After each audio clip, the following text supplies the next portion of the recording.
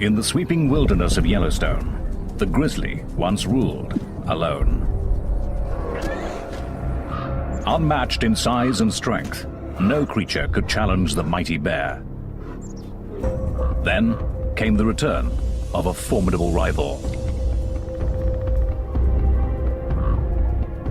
Tall, rangy wolves from the north now stake their claim to Yellowstone.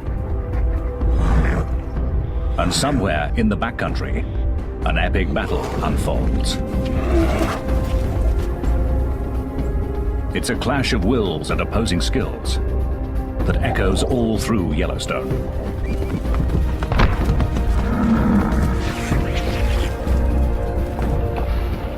In the cauldron of this wilderness, the grizzly has the most to lose. Will wolves be the new masters of Yellowstone? Or can the grizzly keep its kingdom and emerge the victor?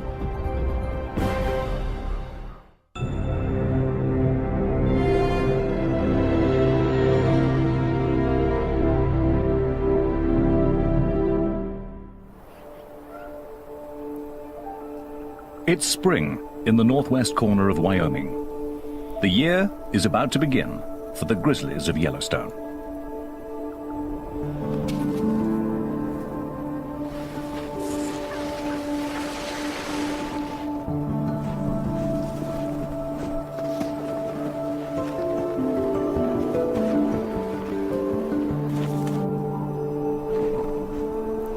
By early March, bears begin to emerge from their long winter's nap.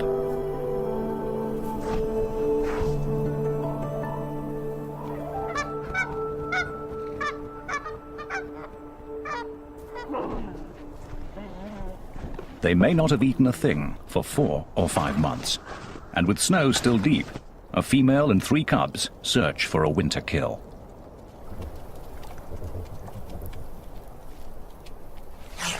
Otters have been out all winter, slipping and sliding between streams, looking for patches of open water.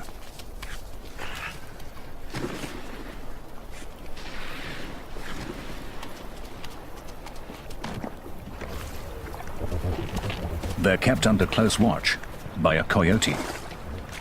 He's on a constant search for food. This is a world of predators, scavengers, and opportunists.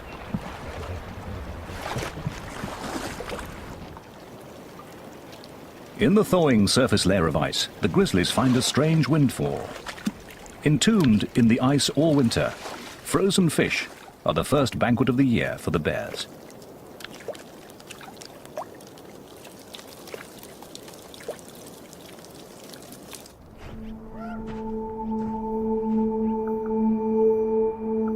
While the bears search for another easy meal, the wolves of the Hayden pack gather to feast on the rewards of their own hard work.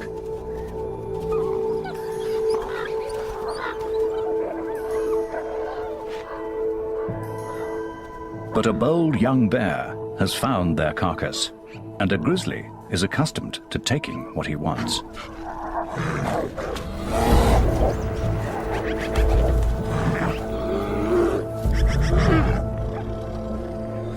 The Hayden wolves size up the situation. The pack is 9 wolves strong, and this is not the largest of bears.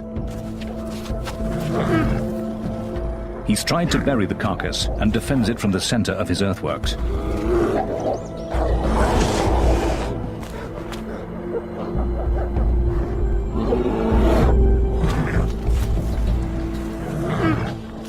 It's his strength against their speed.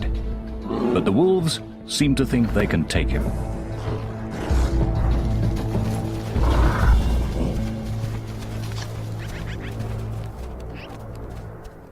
The Haydens prove to be more than the young bear can handle. This time,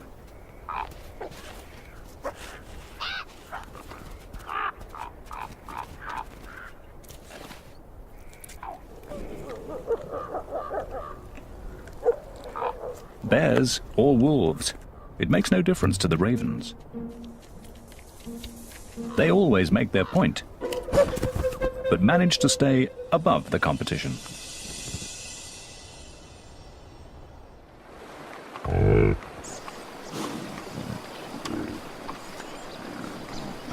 Bison will face both wolves and bears over the course of their lives. But the first challenge for newborn calves is just keeping up with their mothers. They're on their way to summer pastures, and for the calves, it's sink or swim.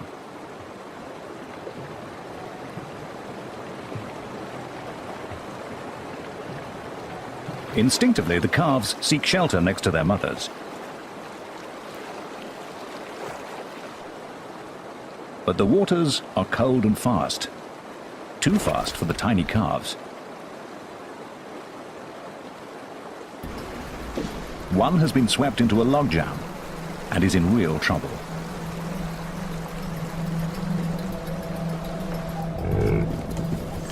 His mother has suddenly realized what's happening.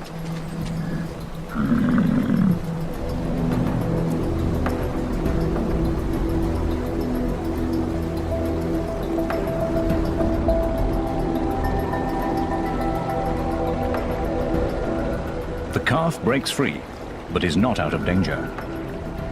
Calves often lose their mothers during river crossings, and without her, he can't survive.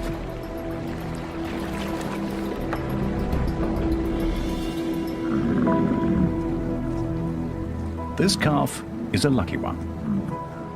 He's safe, though utterly exhausted.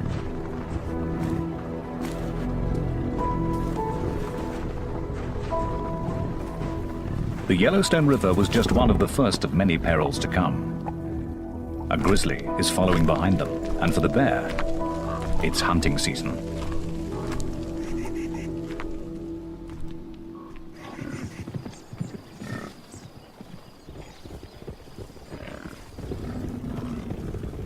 Yellowstone's 3,500 bison are the largest free-ranging bison herd in the world. As they gather on the greening meadows of Hayden Valley, the old frontier looks very much alive. It's a scene one old grizzly has witnessed many times. This rugged veteran has roamed Yellowstone for almost 20 years, long before wolves were brought back to the park. He is bear number 211, known to bear watchers as Scarface. In his youth, he hunted bison in this great valley. Now, he leaves such high-risk work to a younger generation.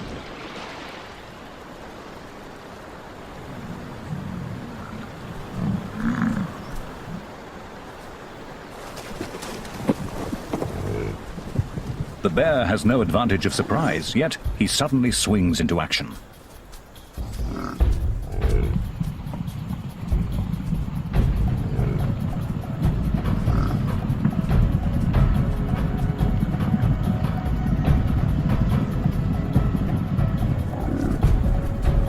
The chase is just youthful exuberance. There's not much hope of success.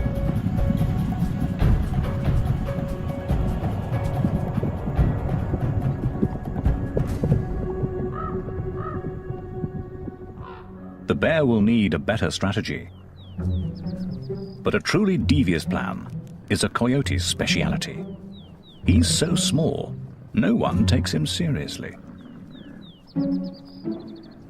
He tests a calf. This one's big and strong.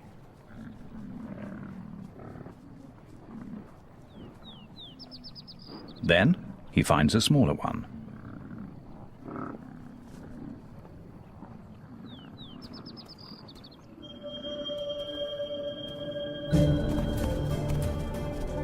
He pretends to play, but this is no game.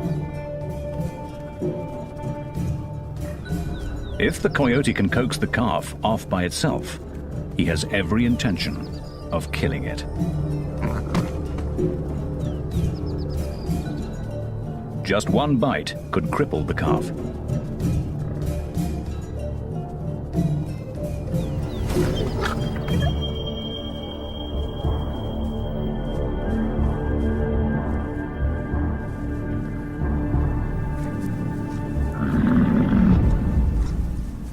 But some motherly backup puts an end to all that.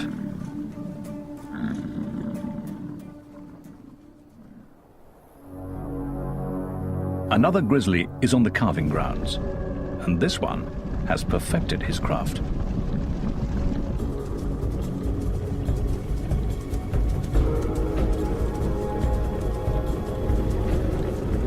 The grizzly uses his top speed of 56 kilometers per hour to separate a calf from its mother. And though the bison weighs twice as much as the bear, she's young and undone by the grizzly's aggression.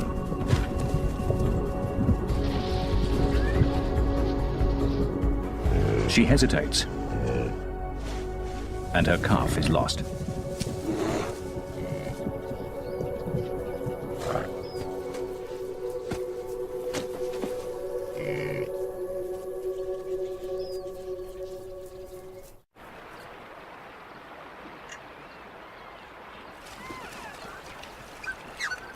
For hunters and hunted alike, each encounter in Yellowstone presents a critical choice. What is brave one moment is foolish the next. To fight or to flee, all of life hangs on the decision.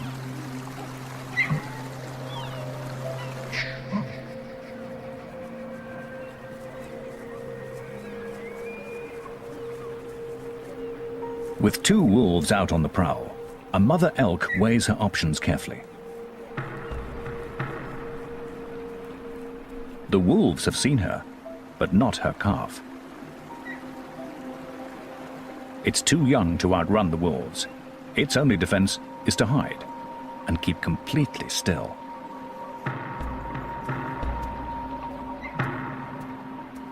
Its mother heads straight for the wolves.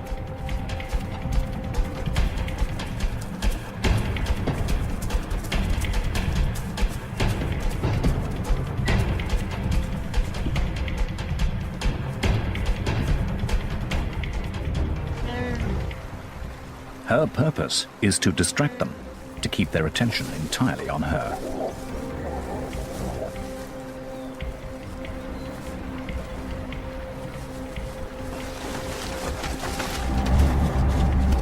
Again and again she charges, then invites them to chase her, using the river as a safe retreat.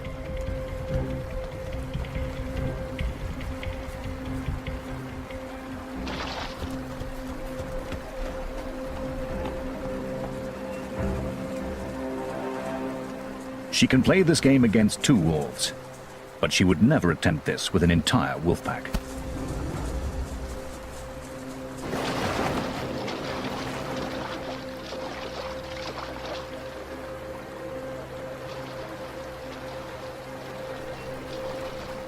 Frustrated, the wolves give up.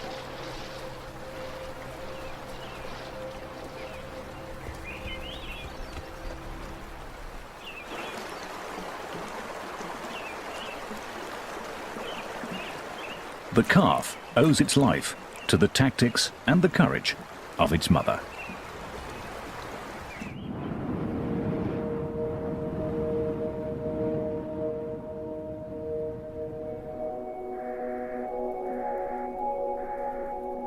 Motherhood, even for a grizzly bear, is a test of character. It's June, and a spring snow squall has kicked up, but the bear and her cub are confronting more than just the weather.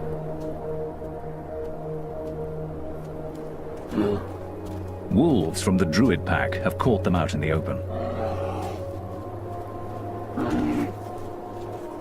In the tug of war between grizzlies and wolves, The wolves attack where they can. They are after the cub. If they can kill it, they will eliminate a future rival.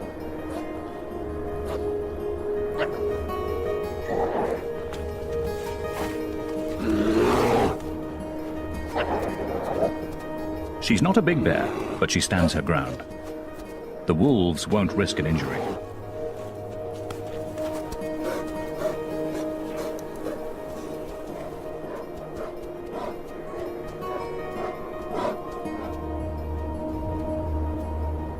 Suddenly, it's over. The wolves make a decision, and the bears are free to go.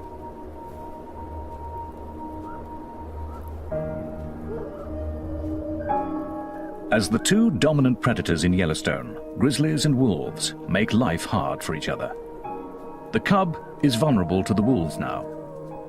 If he survives to become a really big bear, the tables will turn.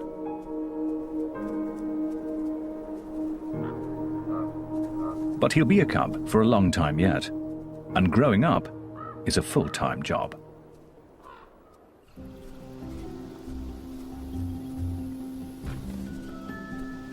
Things are even more interesting with a brother or sister.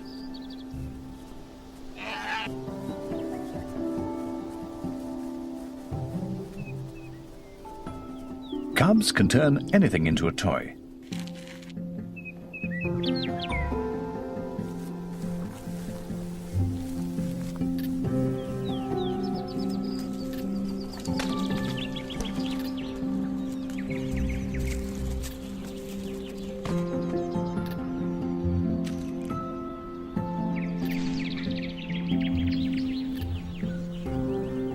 Every game lets them discover what they can do, and their mother is always there to supervise.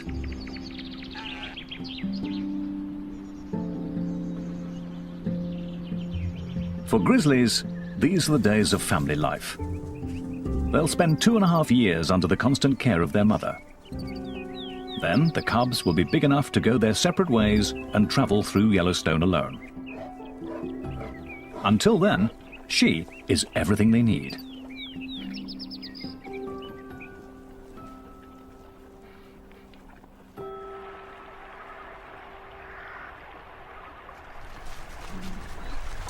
A wolf's lifestyle couldn't be more different. Wolf pups are used to large families. There are 5 pups in the average litter. At 1 month old, they begin to venture away from the den.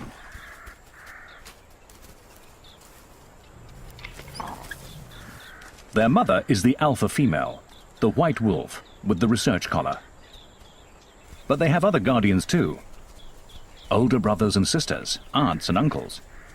A member of the family is always in attendance. This show was created for you and your family to watch together. Welcome to Nat Geo Wild. When the pups grow up, many will disperse to other packs, looking for a place to belong. Wolves will always be drawn to each other's company.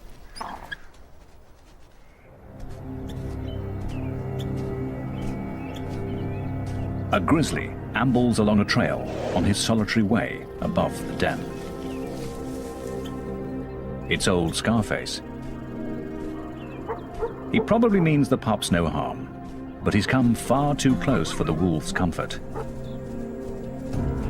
The adults treat him as a serious threat.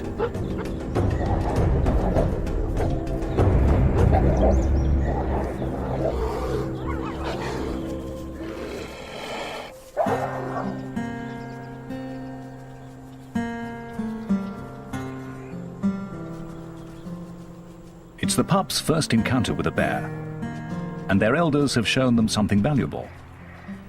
Together, they can challenge a grizzly and defeat it. As for Scarface, he hasn't lived this long without knowing how to avoid real conflict.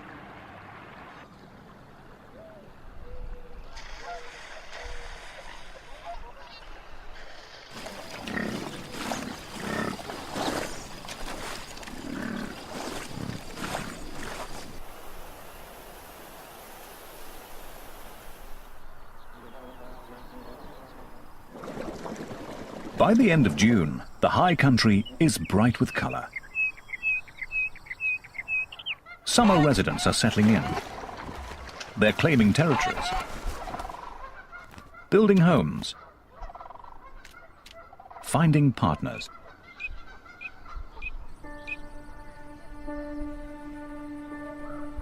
Even grizzlies get caught up in the social scene. It's the mating season.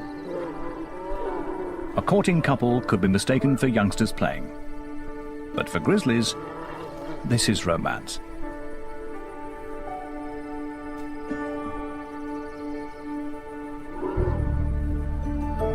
Once she has accepted him, they will wrestle and play and mate many times, staying together for 10 days or so.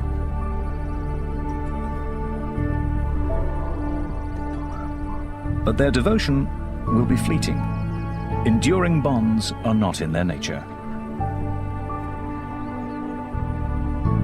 Yet, while it lasts, they share a moment of tenderness grizzlies seldom display.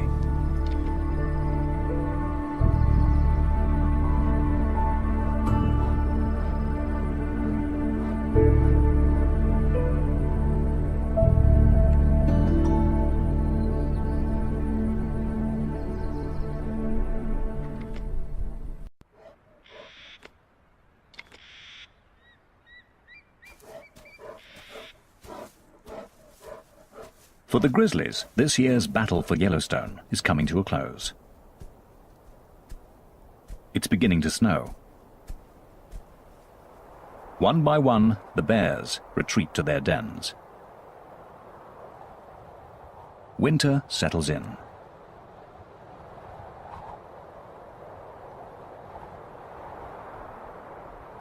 The snow brings elk down from the high country to wintering grounds in the valleys. And wherever the elk go, the wolves follow. Winter is the season when wolves are riding high.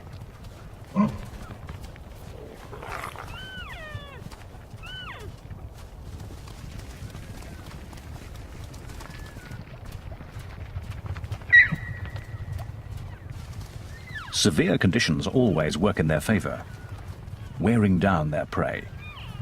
The deeper the snow, the better the hunting.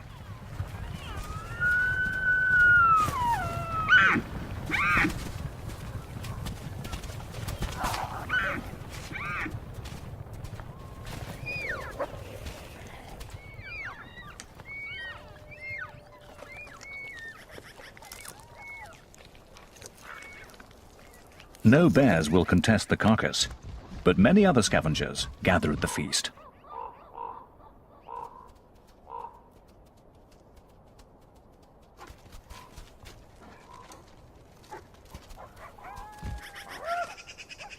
Eagles, ravens, magpies, and coyotes are uninvited guests at every kill. Though wolves have the undisputed upper hand, they make the long winter easier for all these other carnivores. As long as there are elk, the wolves will provide. But all these hungry scavengers steal so much meat that they may be one reason why the wolves form packs, to protect their own share of the kill.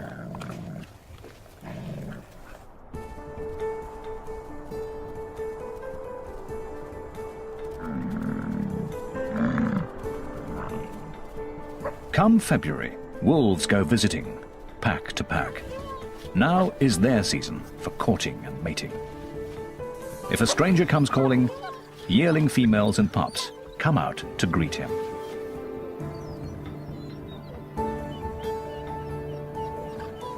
He'll please them all if he can, but what he's really after is a willing partner and a private rendezvous. Yet even the most intimate moment often requires the pack's approval.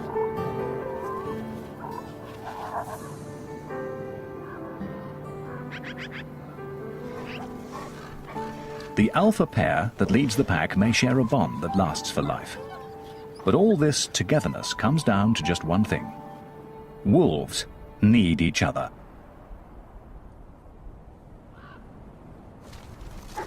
Wolves are accustomed to working year-round and feeding many mouths. But come the end of winter, it can take the abilities of a bear to get the job done.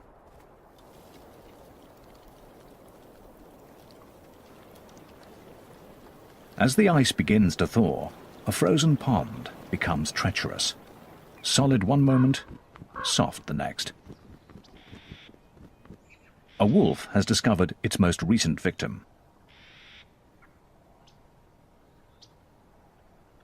The wolves weigh about 45 kilos and cannot trust the ice to hold them. They can see the carcass and would take the hand out, but it just isn't worth the risk. As the pond continues to freeze and thaw, coyotes venture onto the ice. At 14 kilos, they are light enough to cross it, but not strong enough to move the carcass.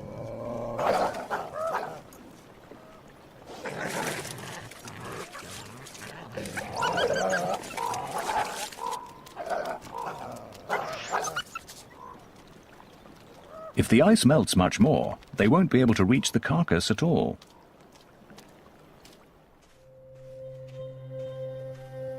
For once, a grizzly, fresh from his den, arrives as something of a hero.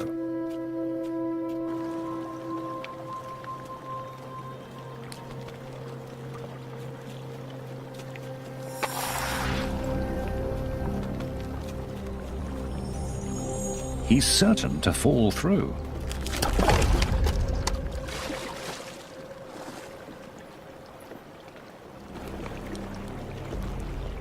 But his massive strength will come to the rescue.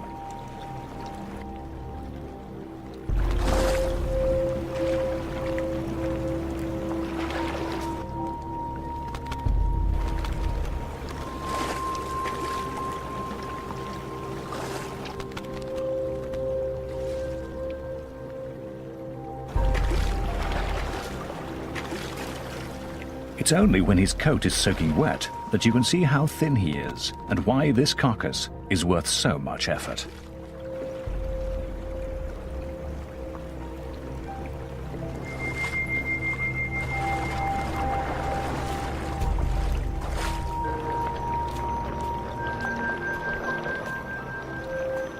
As the bear reaches shore with the prize, even the ravens can appreciate his labors. And there'll be bones for the coyotes, after all.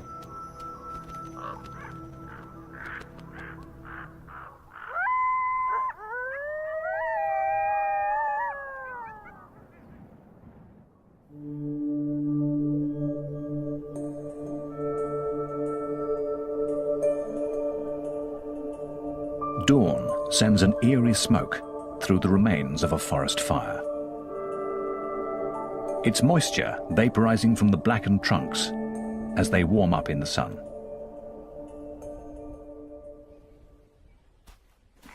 Though the fire killed the trees, a wild garden springs up at their charred feet, rich with minerals from the ash. Grizzlies seek out this fresh, nutritious salad.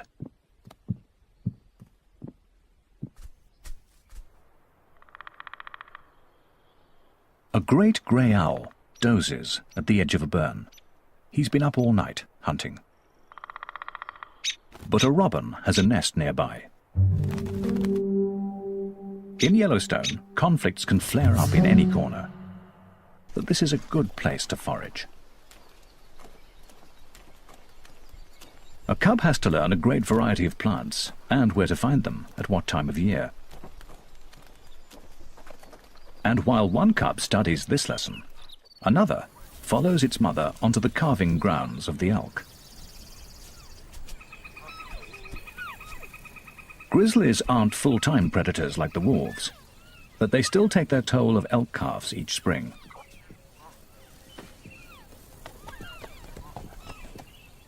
The bear moves through the grass with a purpose. She relies on her nose, testing the air and searching the ground for the scent of elk. It's all her tiny cub can do to keep up.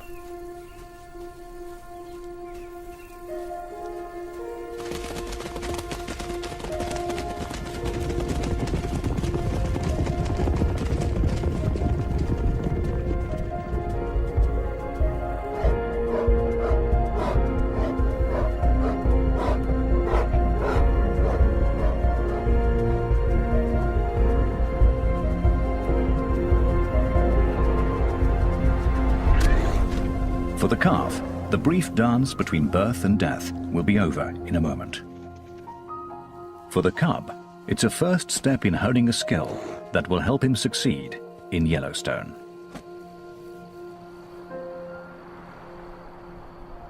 Yet bears have many ways to make a living.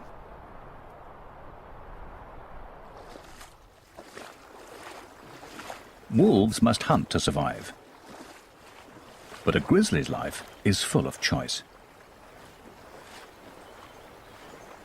Old Scarface may no longer be able to chase down elk, but he's managed to catch a fish.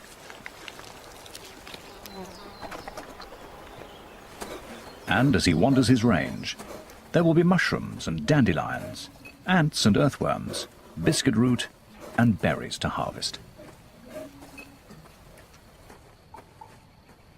The grizzly needs a kingdom vast and varied and complex. He needs all of Yellowstone.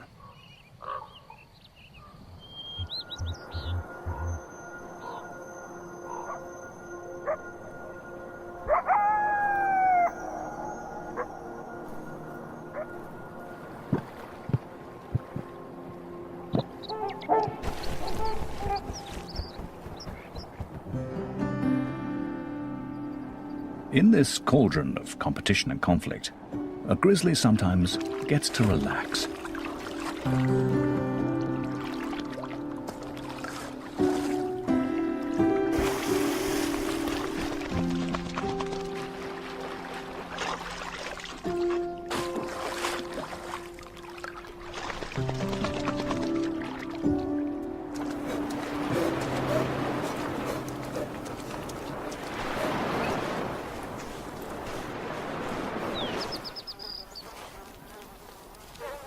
He retrieves a mule deer he has stashed in the grass by the lake, and for once he has a whole carcass to himself. Well, almost.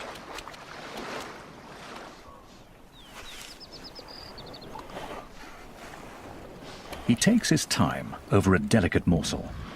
It's not often he gets to enjoy the little things in life.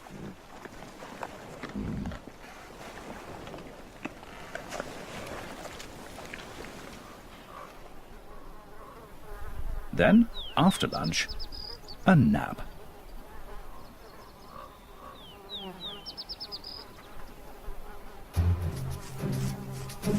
That is, until biting flies discover the grass-covered carrion he's using for a pillow.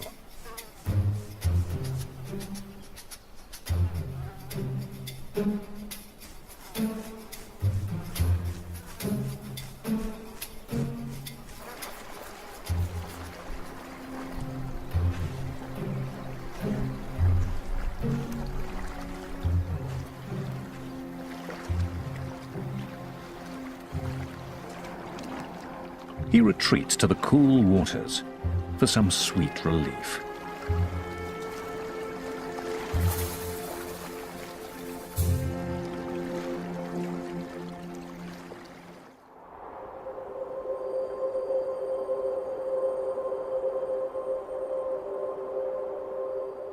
By the end of summer, all activity is focused on the coming winter. Grizzlies head up high for the most important harvest of the year.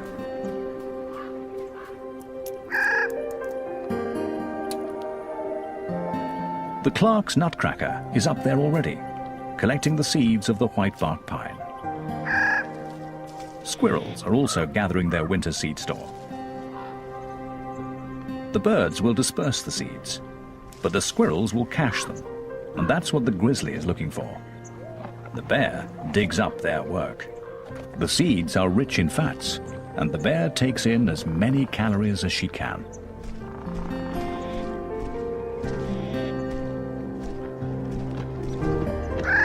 These seeds are crucial to grizzlies, but the cones don't fall to the ground. Grizzlies often rely on someone else to climb up and harvest them.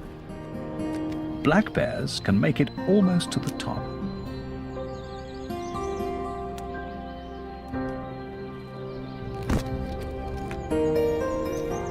They'll bring the branches and cones to the ground, and in reach of the grizzly.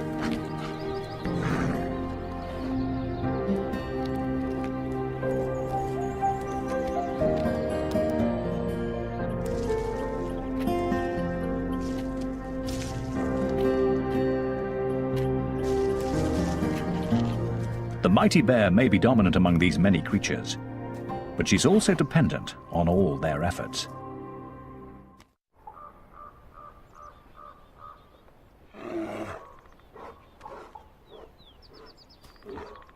In this tale of two predators, each succeeds according to its nature. This enormous male is waiting on the wolves. He's staked out in the territory of the Molly's pack. And here they come, right on schedule.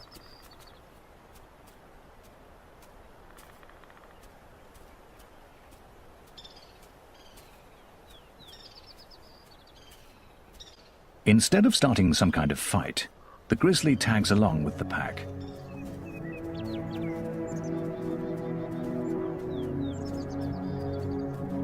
The bear is huge. He looks to be almost 300 kilos, and the wolves seem resigned to his presence.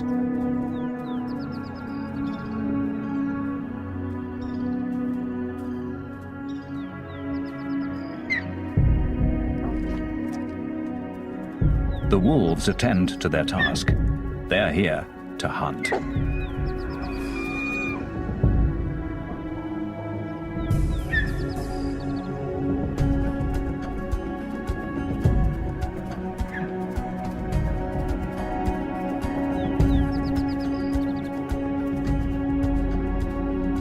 The bear lets them go. He's in no hurry.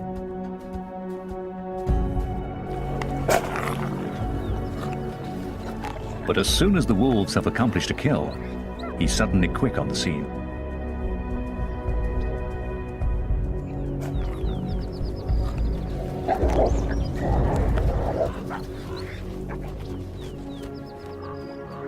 This is the way of things in Yellowstone. A wolf pack working together is the greatest predator there is. But even the Mollies, 14 wolves strong, know how to step aside for one large bear. A grizzly in his prime is the master here. He makes the most of the skills of others and takes from them all in turn. The wolves must simply bide their time and wait for him to leave.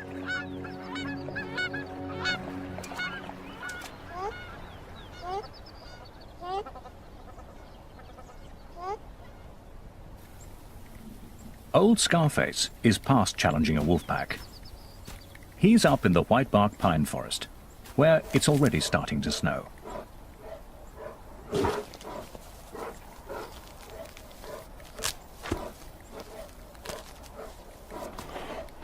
Winter is closing in. The pine seeds are all but gone. Soon, there'll be nothing left to eat. Slowly, limping now with age and effort, he makes the climb up the snowy slope.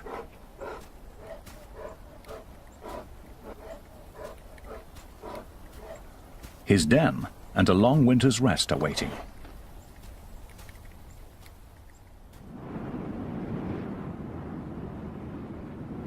By the end of November, the grizzlies of Yellowstone have gone to bed.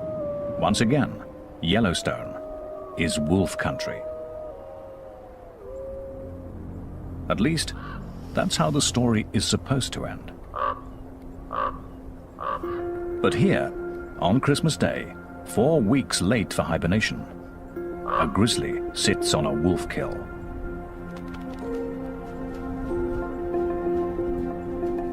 Is this the start of something new? A grizzly out in winter, breaking all the rules? The coyote grabs a bite and runs. This is not good news to him. Will the bear be waiting at every kill all winter?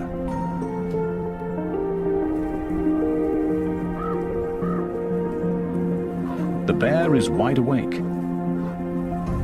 and appears to enjoy being out past his bedtime. After all, it is Christmas, and he's discovered a satisfying secret. Although it's winter, he may not have to hide from hunger. Wolves are doing the hunting for him.